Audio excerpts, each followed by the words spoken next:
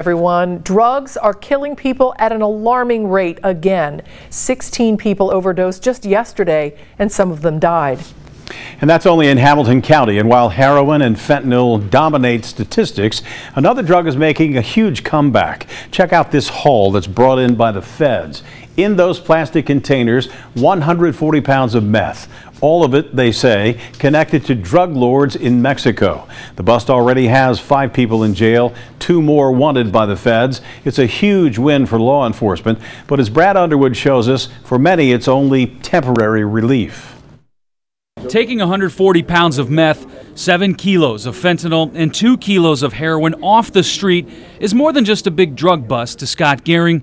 He translates that to lives saved. It saved countless lives. I mean, if you look at the fentanyl alone, I mean, that's enough fentanyl to kill 17,000 people in overdoses, and 140 pounds of methamphetamines. I don't even know how to calculate how many people that would have hurt. Gehring is the president and CEO of the Community Health Alliance. He also runs Sojourner Recovery in Butler County. We've seen heroin, we've seen meth, we've seen cocaine. Every trend has come and gone. The heroin epidemic has gone a lot longer than anybody ever anticipated.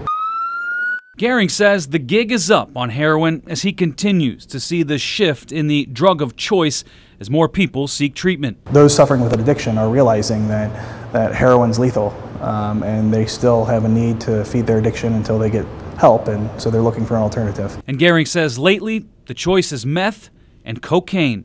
Today's federal indictments back that statement up. We talk a lot about opioids, and we should. We are still in the middle of an opioid epidemic, the likes of which we've never seen. But anytime you have an opioid epidemic, you have to beware that there is not a stimulant crisis that's about to follow right on its heels. And that threat is real.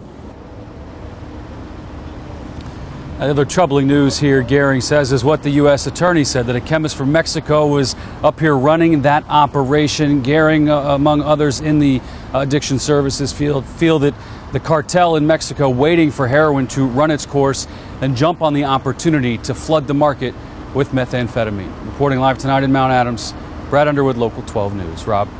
Brad, thanks very much for the insight. 2 of the people indicted today, Joshua Leach and Brandy Loy, have not been caught. If convicted, all 7 involved could spend the rest of their lives in federal